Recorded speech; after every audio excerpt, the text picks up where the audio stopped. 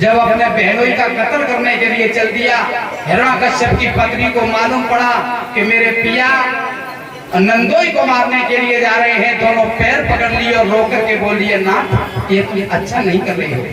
हिरण्यकश्यप की पत्नी रो करके बोली है, मेरे नाथ अच्छा नहीं कर रही। और बोली, क्या बोली?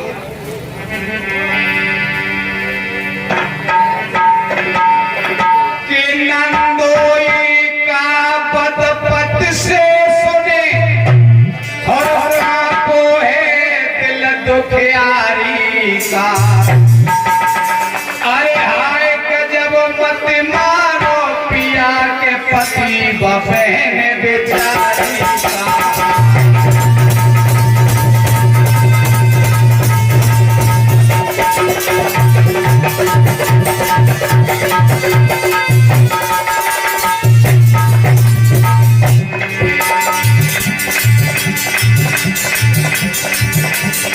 मेरी बात मान ले सैया,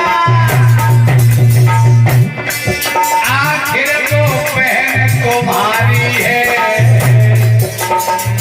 जिसके पूजे पैर पिया के संग में सगा बेचारी है।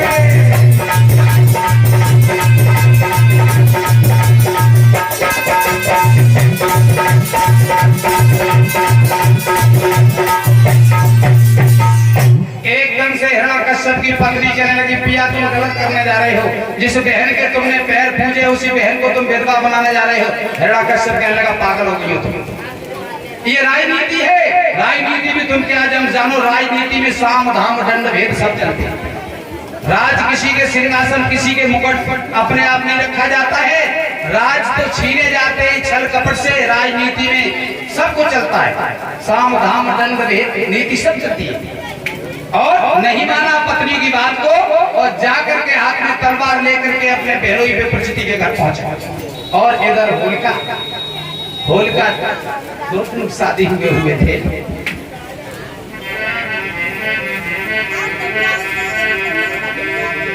कि होलिका पति संग सोवत है, के धर के सिरहाने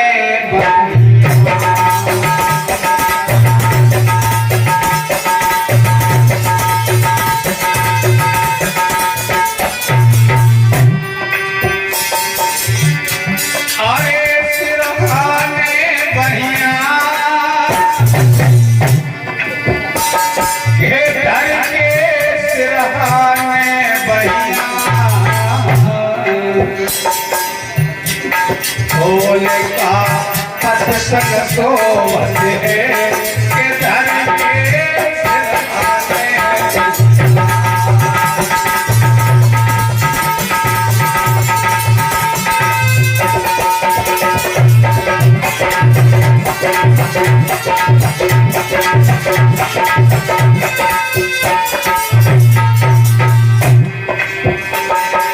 बेचारी को नहीं मालूम है कि आज की रात मेरे स्वाद की अंतिम है।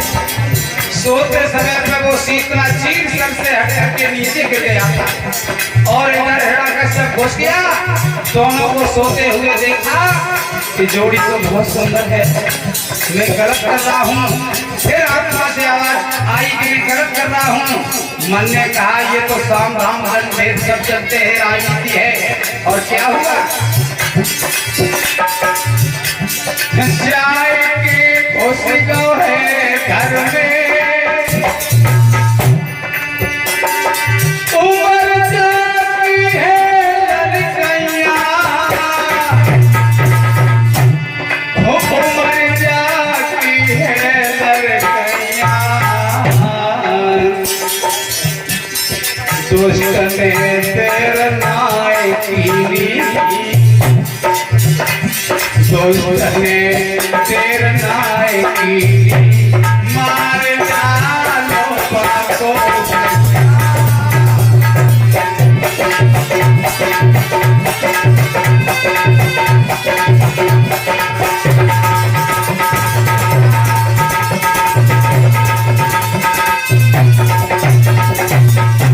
नहीं माना और विप्रचिति का कत्ल कर दिया। कत्ल करके निकल आया। होलिका जब सुबह हुआ, होलिका जग करके अपने काम में लग गई। अपने काम में लग गई, उसे नहीं मालूम कि मेरे पति का कत्ल हो गया। अपने काम से निवृत्त होकर के जाकर के कहने लगी, पिया क्या कारण है? आज तो काफी समय हो गया, तुम सुबह 4 बजे चारपाई को छोड़ देते थे मेरे नाथ, आज तो काफी समय हो गया। जब होलिका ने जाकर के देखा तो पति का सर कटा हुआ था।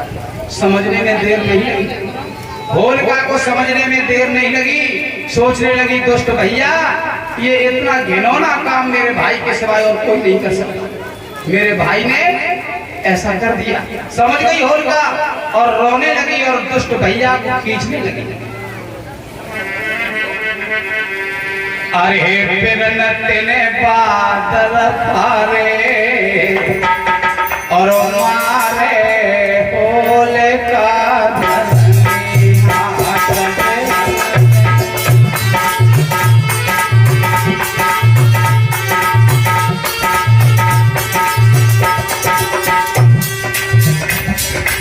होलिका रोने लगी और कहने लगी, अरे दोस्त भैया दोस्त के मार गए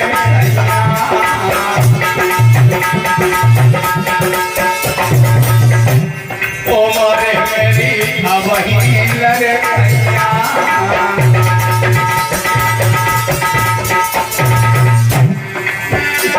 कौन विधि करूं गुजारे मारे होलिका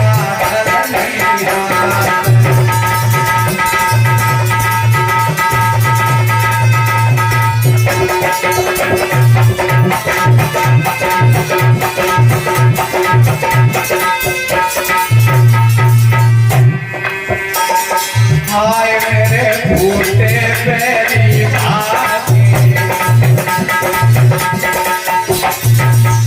छोटे नए वही भगत के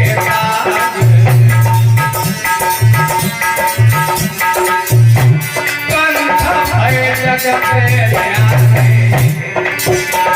कंठ भय जगत मारे होलिका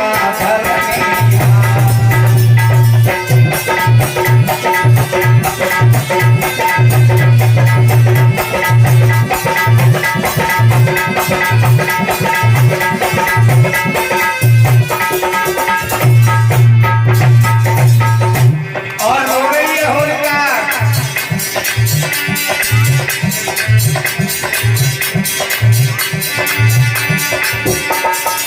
दोस्तों भैया तूने अच्छा नहीं किया, जन्म भरे ते प्रीतम मोरे पिया मेरे सुपन दिया गए सोए सास के राज तुम्हारे मारे होलिका धरनिया।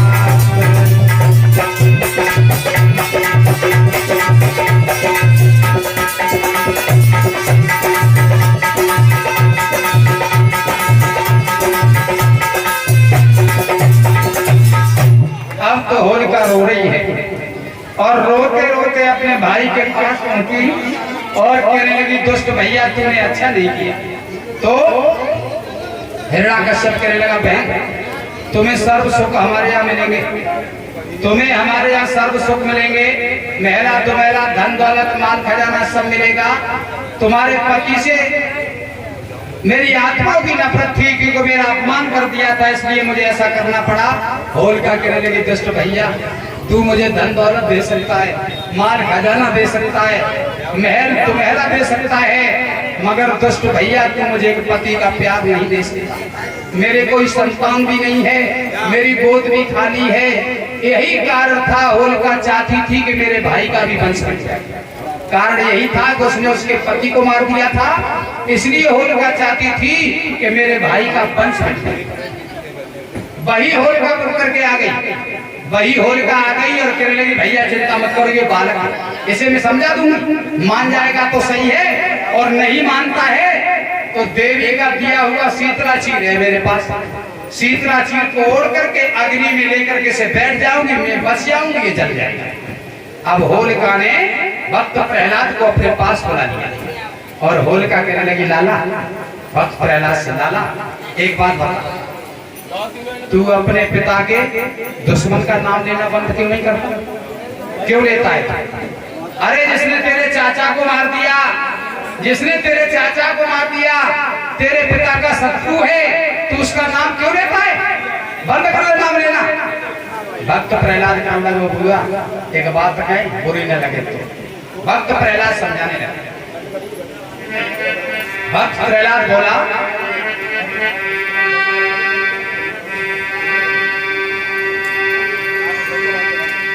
कि बुआ साथ एक बात कहूं बुरी न लगे तो। क्या बोला भक्त प्रहलाद?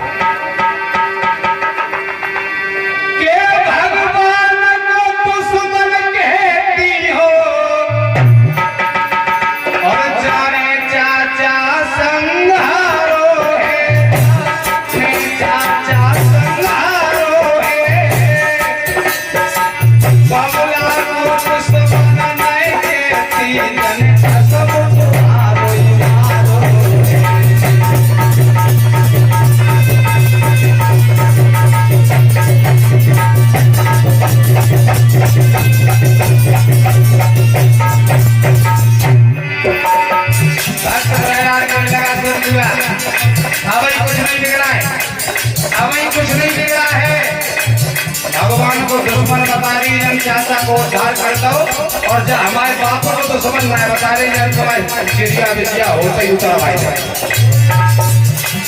और पहला बोला सुन फूफी, अब कुछ नहीं दिख रहा है। नकली फूफा तो मर गए, असली फूफा की तलाश करो, और मोह छोड़ के दुनिया को तुम भी भूल को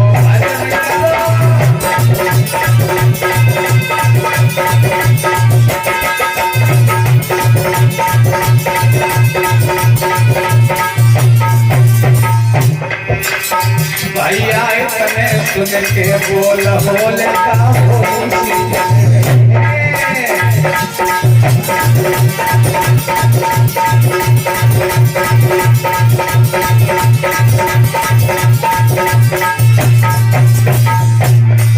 होली सी जल गई है,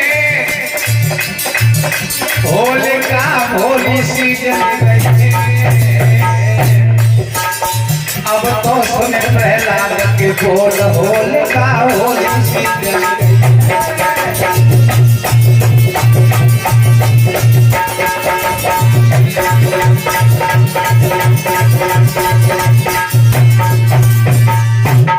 एकदम से कहने लगी, होलिका छोटा मुंह बड़ी बात कर रहा है, छोटा मुंह बड़ी बात कर रहा है। अब मैं यही देखना चाहती हूँ कि देख तेरा भगवान तेरी रक्षा कैसे करता है। होलिका के कहने पर कंडा और लकड़ों के ढेर इकट्ठे हो गए, और कंडा लकड़ों के ढेर इकट्ठे हो गए, और क्या हुआ? अब होलिका बस शीतला चीर को लपेट रही है, बस शीतला चीर को अपने शरीर से लपेटती जा रही है, गांठें लगाती जा रही है, खुले जाए। और अग्नि लगाई गई कब? उतत फागुन लगत चैत परवा वाले थे, अग्नि लगाई गई उस कंडा और लकड़ों के ढेर में आग लगाई गई। तो होलिका भक्त प्रहलाद को गोद में लेकर के उसी में बैठ गई। जब बैठ गई तो भगवान की माया, भगवान जिसकी रक्षा करते उसे कोई नहीं मार पाता। भगवान की माया से वो शीतला चीर था, वो भक्त प्रहलाद को लपेट लिया और होलिका उसमें जलने लगी, होलिका उसमें जलने लगी। जब होलिका जली हुई है तो निकल के भाजी हुई है, जब आंच लगी हुई है तो निकल के भाजी हुई है पाँव में, तो भक्त प्रहलाद ने टांग पकड़ के खींच लेगी, भूपी जाते खाए जाएंगे। अब होलिका उसमें जल गई। जब होलिका जल गई तो देवता, जब भक्त प्रहलाद जीवित निकले तो आकाश मार्ग से देवता फूल बरसाने लगे, देवता फूल बरसाने लगे भक्त प्रहलाद के ऊपर। और जो राक्षस थे वो कीच मिट्टी पत्थर फेंकने लगे, कीच मिट्टी पत्थर फेंकने लगे। उसी दिन से ये होली का त्योहार मनाया जाता है, उसी दिन से होली का त्योहार जो देवता भाव के लोग हैं वो गुलाल और रंग से ही होली खेलते हैं, रंग से और गुलाल से। और जो राक्षस प्रगति के वो पी पी के पहुआ नाले लगे पीछे घटी करता है, रत तक नहीं करना दे, कपड़ा फाड़ देते हैं। तो आज भी वही त्योहार मनाया जाता है। आज भी जो देवता भाव के लोग हैं वो रंग और गुलाल से ही होली खेलते हैं। और जो राक्षस प्रगति के तो पी पी के पहुआ के दूसरे की चांद बहुत रियाजा हो रही है। तो अब भक्त प्रहलाद जब जीवित निकला होलिका भी जल गई। हिरण्याकश्यप काल लगो जलो एक बहन हती जैसे कि चौथी विधवा रंगला घर में घर घेरे बैठी रहती सोजा ने खाई ले। अब क्या अब क्या होना चाहिए इसे? अब इसे कैसे मारना चाहिए? अब हिरण्याकश्यप ने खुद तलवार निकाली और तलवार निकाल करके हिरण्याकश्यप और भक्त प्रहलाद से कहने लगा पता तेरा भगवान कहाँ है? बोल तेरा भगवान कहाँ है? अब मैं तेरे भगवान को देखता हूँ, बता तेरा भगवान कहाँ है? तो होलिका कहने लगा मेरा भगवान तो हर जगह है। क्या बोला? अरे तुझ में है राम मुझ में है राम,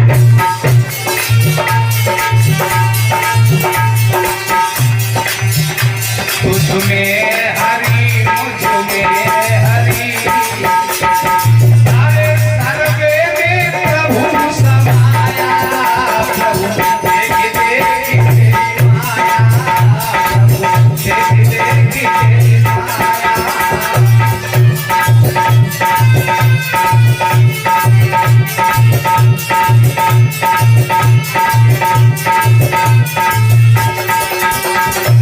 और बोले ऊपर है हरि नीचे हरि,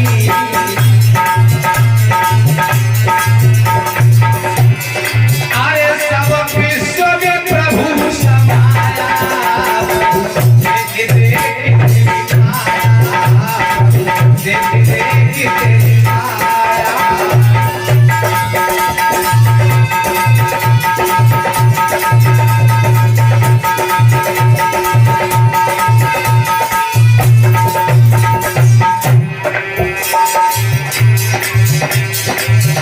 तुझ में है राम मुझ में है राम, सर्वे में प्रभु समाया, प्रभु देख देख तेरी माया, प्रभु देख देख तेरी माया।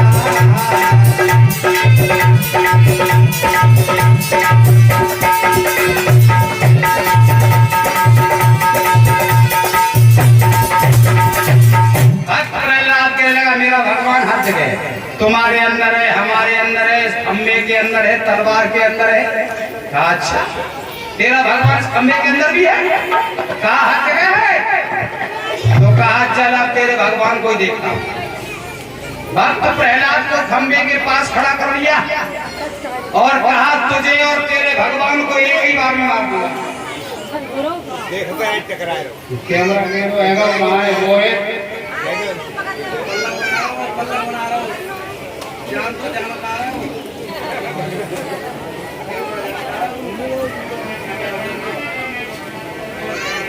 बोलिए आनंद कंद भगवान की।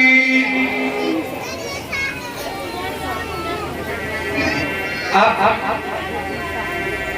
जब भक्त प्रहलाद पर तलवार चलाना चाहा, हिरण्याकश्यप भक्त प्रहलाद पर जब तलवार चलाना चाहा है तो क्या हुआ? एकदम से खंबे पर तलवार चलाई, भक्त प्रहलाद पर से चर करके खंबा फटा और खंबा फटा, सोई नरसिंह भगवान प्रकट हो गए। बोलिए नरसिंह भगवान की। भगवान ने नरसिंह रूप धारण कर लिया। नरसिंह भगवान उस खंबे में से प्रकट हो गए। नर और सिंह दोनों रूप थे भगवान के, आधा शरीर नर का और आधा सिंह का, यानी ये सर और ये हाथ शेर के थे भगवान के, बड़े बड़े नाखून। ये सर और हाथ शेर के थे, बाद का शरीर मनुष्य का था भगवान का। नर सिंह दोनों बन गए भगवान, क्योंकि बता दिया था कि मैं नर से मरू न पश्य हो, तो भगवान ने दोनों रूप बना दिया। नरसिंह भगवान बन के खड़े हुए, आगे को बढ़ते गए। भक्त प्रहलाद एक तरफ हो गया हिरण्यकश्यप की तरफ बढ़े और हिरण्यकश्यप को पकड़ करके भगवान ने और बीच जंगाओं पर बीच गेट में लेकर के बैठ गया हिरण्यकश्यप। अब हिरण्यकश्यप से कहा बोल तूने वरदान मांगा था कि न दिन में मरूं न रात में मरूं। बोल दिन है या रात है? न दिन था न रात थी, संध्या काल में दोनों बेराएं मिल रही थी। संध्या काल में दोनों बेराएं मिल रही थी, न दिन था न रात्रि थी। भगवान कहने लगे तूने वरदान मांगा कि न कोई नर मार पाए न कोई पशु। बोल नर है या पशु है? न नर था न कोई पशु था, भगवान दोनों रूप धार किए हुए थे नर से। हिरण्यकश्यप कहने लगा बोल तूने वरदान मांगा था किसी हथियार से न मरूं, तो कोई हथियार तो नहीं है। भगवान बड़े बड़े नाखूनों से उसका पेट काटने लगे, बड़े बड़े नाखूनों से, कोई हथियार नहीं। अब भगवान ने कहा कि बोल तूने एक वरदान और मांगा था कि साल में 12 महीने होते, किसी भी महीने में न मरूं, तो भगवान ने उस पापी को मारने के लिए 13वां महीना एक मलमास का बनाया, जिसे लौट का महीना कहते हैं। हर तीसरी वर्ष पड़ता है। भगवान ने उस पापी को मारने के लिए 13वां महीना मलमास का बनाया। तो कहा बोल 12 महीने में से कोई महीना तो नहीं है? हिरण्यकश्यप का लगा प्रभु जो महीना नहीं मारे लेके नहीं मारे। अब भगवान ने क्या किया उस दुष्ट पापी के साथ?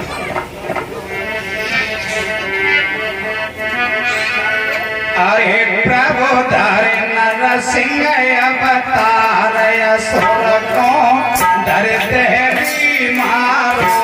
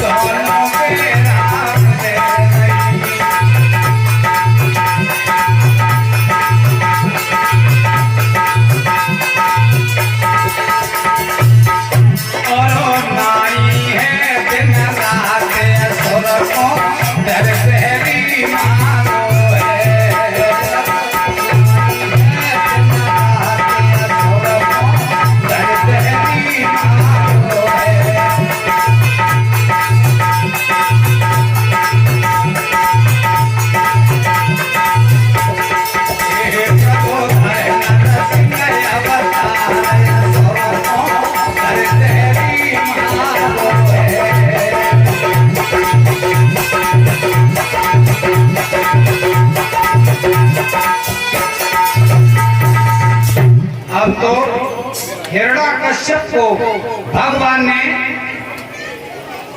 जब उसकी मांस की धज्जियां उड़ाने लगे, भगवान का भयंकर रूप हो गया, भगवान का भयंकर रूप हो गया।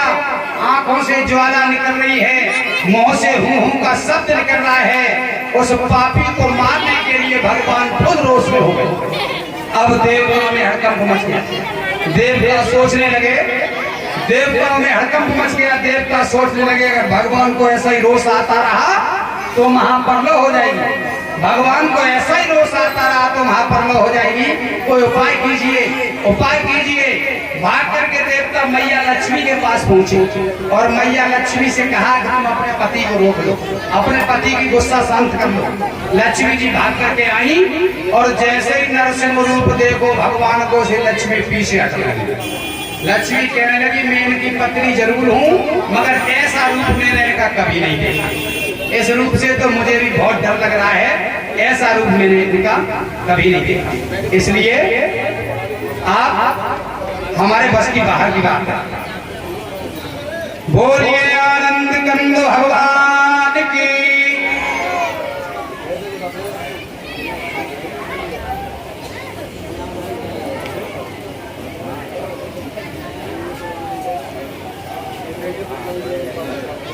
बोलिए गोविंद भगवान की। अब हुआ क्या? भक्त से कहा कि भक्त आप ही चलो आगे और आप ही भगवान को रोकिए, आप ही भगवान को रोक लीजिए। उसी समय भक्त प्रहलाद को आगे बढ़ाया। भक्त प्रहलाद जैसे ही आगे बढ़ करके गए, जैसे ही आगे बढ़ करके गए, भगवान के चरणों में गिरना चाहे तो भगवान ने उठाना चाहा पर भगवान सोचने लगे उस पापी का खून हमारे हाथों से लगा हुआ है, उस पापी का खून हमारे हाथों से लगा है, हमारे पवित्र पुत्र पर ये पापी का खून लग जाएगा। तो भगवान ने क्या किया?